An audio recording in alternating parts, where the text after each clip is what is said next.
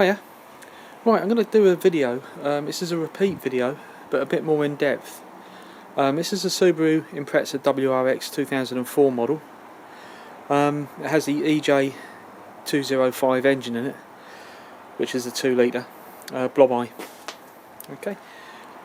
About a year ago I did a video regarding the expansion tank, which is here, and why it fills up and the levels change, and how to tell if your car's got a head gasket failure. I'm going to go into a bit more detail now, because I've had a few requests, a few emails asking about the different areas of the engine where the water, the coolant is.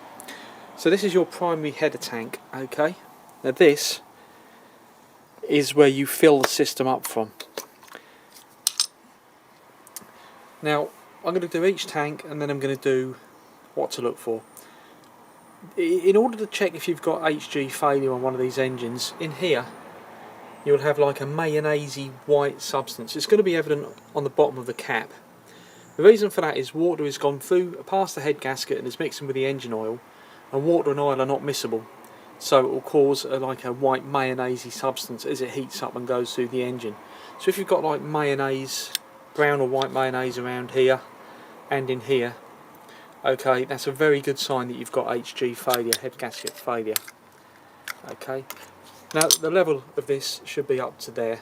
Okay, and this is the tank by which you fill the coolant. Okay, the reason being it's the highest of the three. The next one is this. This is the main radiator. As you'll notice, it's a lower level than the header tank. So if you open this while this is off, it'll all leak out everywhere. And also when you rev the car up, this level will increase and decrease. It will flow over the top as the water pump pushes the water around if it's up to temperature. Okay, this is the radiator itself. Okay, don't open these when they're hot. Again, if you have a head gasket failure, you will have a mayonnaise-y substance around there and in there. Alright. Also, as the engine's running, these pipes will be extremely hard because it will pressurise the system. And if I squeeze that, you can see that it's nice and full. Alright, it will pressurise the system because of the mixture of gases getting in, and it will make all these pipes extremely hard. So if it does pressurise the system, that's another thing. Alright, and again, if this is off and you rev the car, the water will come out, especially if that cap is off as well. That will just come out anyway. Alright, make sure that's on. Now we come to the coolant tank. As I explained, this is an expansion tank, so the level of the coolant will rise and fall in here as the system draws a vacuum. As it gets hot, it expands and it flows into here.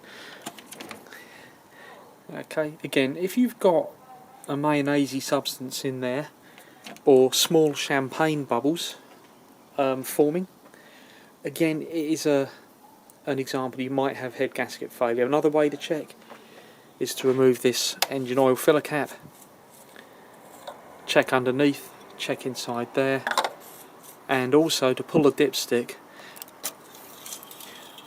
Okay, so again, if there is a head gasket failure, this will have like a white mixture of substance on it. All it is oil and water not being able to mix. Getting back to the expansion tank, after a hard run the level will rise. You can't see too easily here, but my level is halfway between the two. Sorry about the focus there. That will go up to full, maybe even beyond full, and as it cools down the vacuum forms in the cooling system and it draws the water back out. So the level in the expansion tank rising or falling does not mean you've got head gasket failure. It is what it's doing. It is an expansion tank by its very nature. That's what it does. Make sure as well this pipe is deep enough within the water. Actually, the end of it is inside the coolant that's stored in the tank. Somebody pointed out a very good point.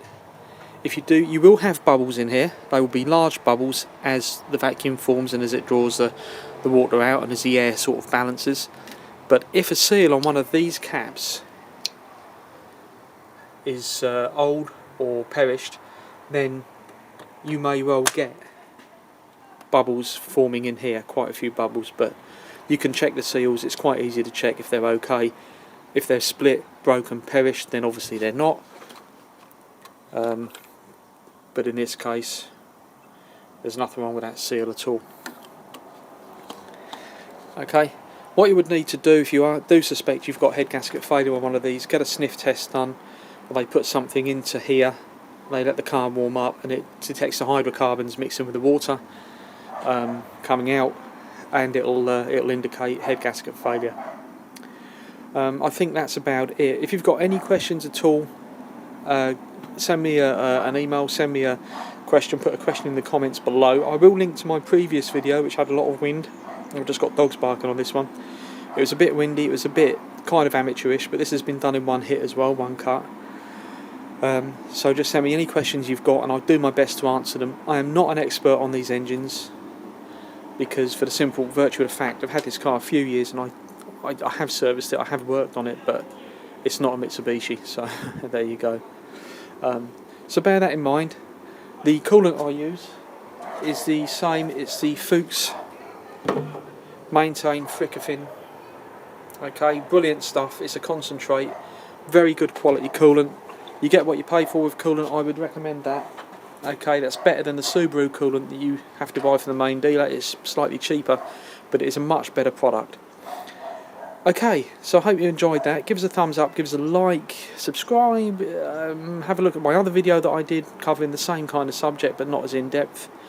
Again, any questions, I just will very briefly point out that on the up to 2006 these were actually metal, and as you can see I've put JB Weld there because the collar was leaking. It's held there for about 2 or 3 years now, but the later models do have plastic ones.